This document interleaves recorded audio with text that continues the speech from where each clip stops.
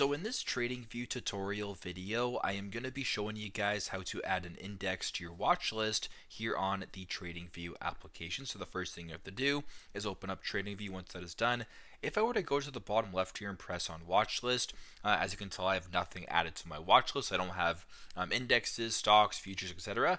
Now, if you want to add an index like the S&P 500, for instance, simply go down to where it says Explore. So press on the bottom middle, press on Explore.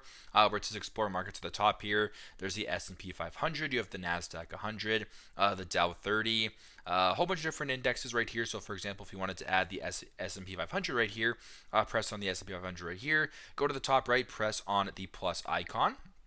There you go. It's now added to your watch list. So if you want to go back to the bottom left here and press on watch list, you actually do have the S&P right here added here to your watch list. So super simple, super straightforward, but this is how to add an index to your watch list here on TradingView.